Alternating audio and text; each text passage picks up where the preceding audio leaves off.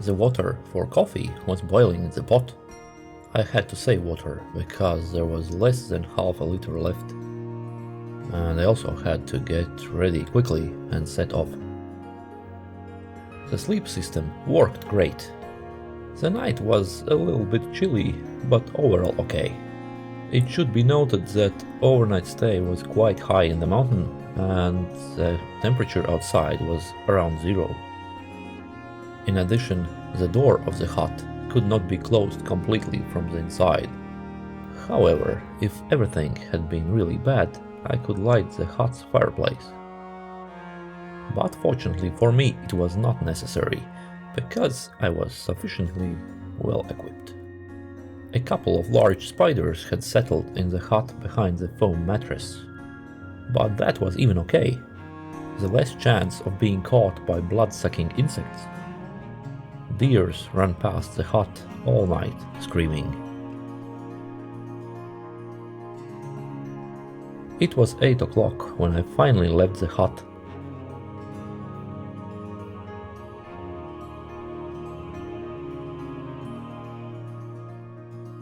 The views took my breath away.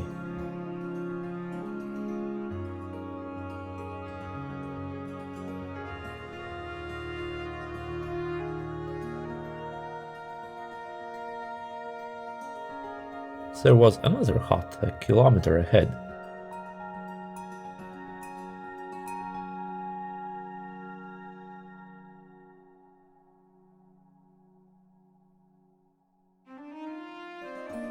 Snow. I think that says it all about the temperature up here. The entire valley was covered in frost.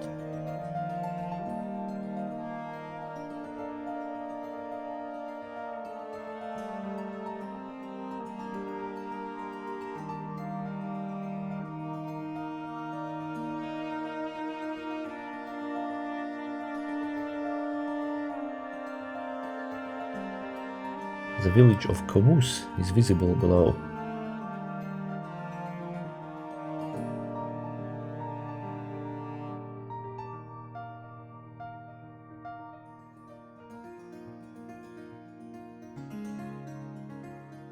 There are several accommodations in the village.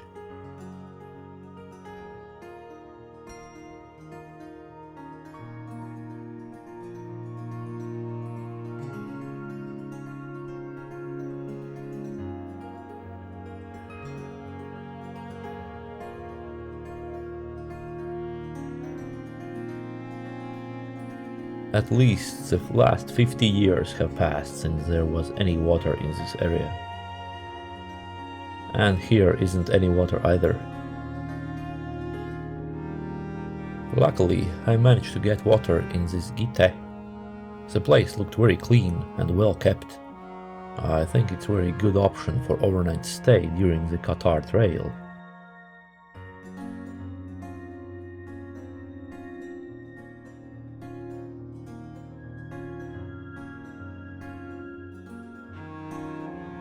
It's rare to see such crystal clear water.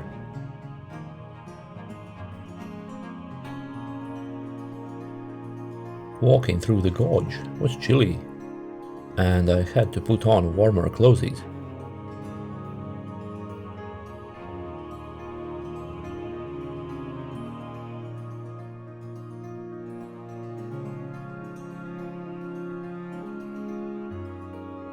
The views became more and more impressive.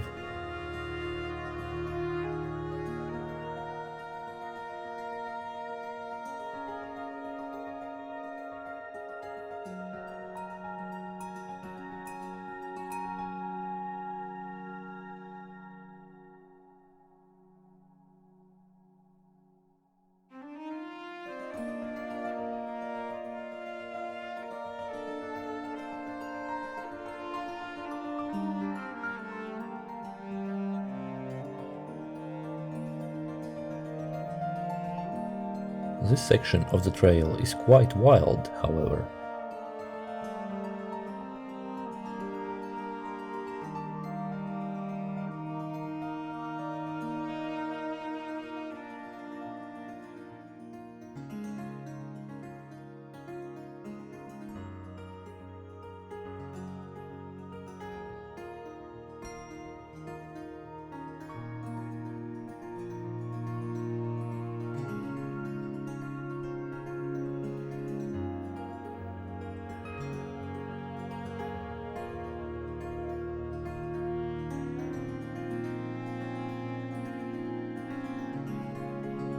Seeing this reminds me of the inscription on the sign at Iguazu Falls in Brazil.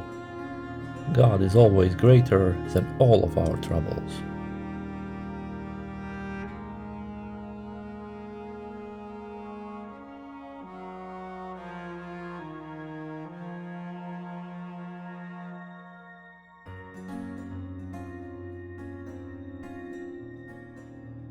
The trail continued downhill, and on one side it was okay, but on the other hand I realized that it would be followed by another 500 to 600 meter climb.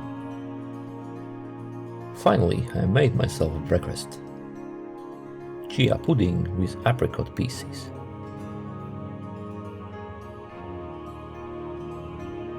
Add boiling water, mix well, and leave for 20 minutes. The pudding turned out extremely tasty.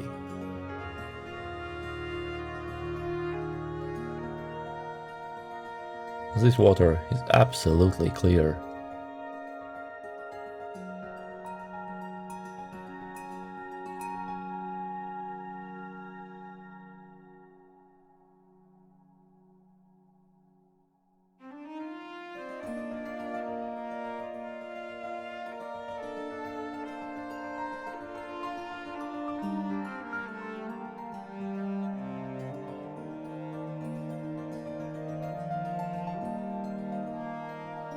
Very nice picnic area.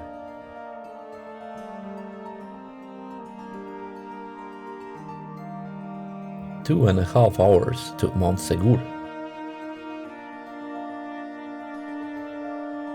The trail led up along a small river. It was not advisable to drink from it because I noticed that the water was not clean in places. But the heat forced me to wash my face several times.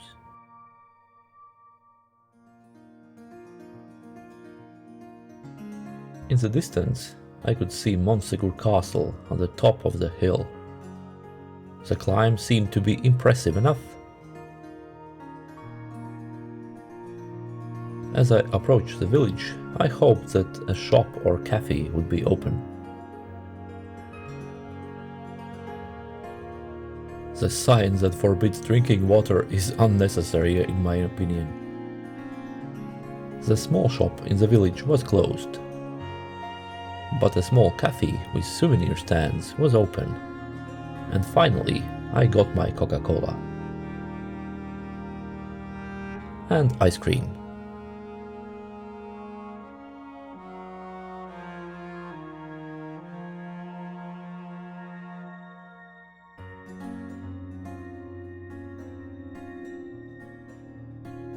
A million bees were circling the big tree.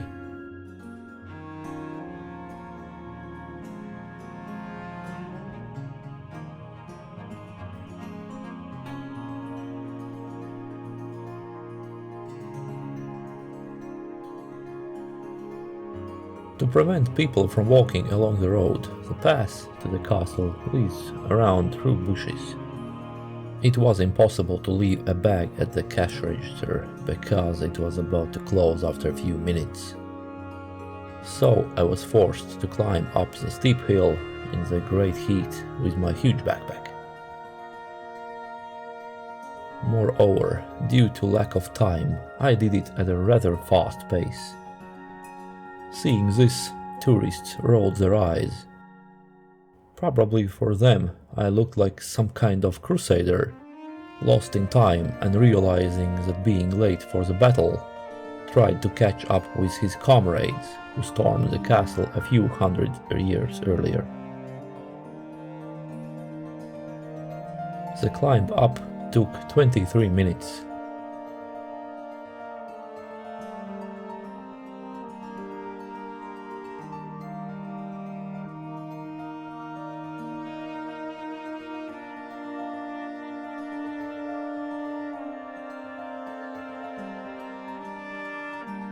During the Albigensian Crusade, the castle became a center of Cathar activities. In 1242, about 10,000 royal troops besieged the castle, that was held by about 100 fighters and was home to 211 perfects, who were pacifists and did not fight. The siege lasted 9 months, until in March 1244 the castle finally surrendered. Approximately 220 Cathars were burned alive when they refused to renounce their fate.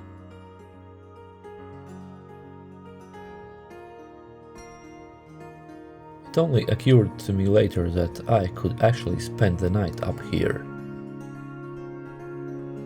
I continued on my way to the village of Montferrier and was supposed to reach it around 7 o'clock, and then find a place to stay. I must admit that it is very emotionally charging to walk along the river. The proximity of water is calming.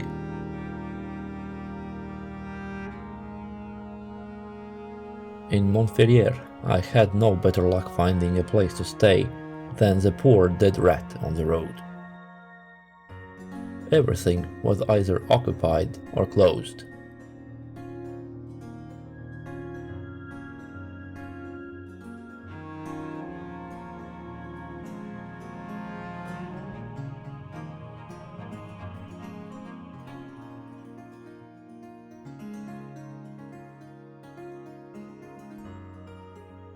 At least I managed to get to the local shop. But it was going to be dark in about half an hour, and I had a big ascent ahead of me. I decided to walk as far as I could and pitch my tent at the first possible flat spot. Unfortunately, finding a suitable place for tent also did not work out. The trail went along flooded meadows full of cattle, muddy ravines, and uneven cliffs. 10 minutes until dark, and still no suitable place for tent. Practically at dusk, I managed to find a flat place in the forest next to the trail, where I immediately set up my tent and went to sleep.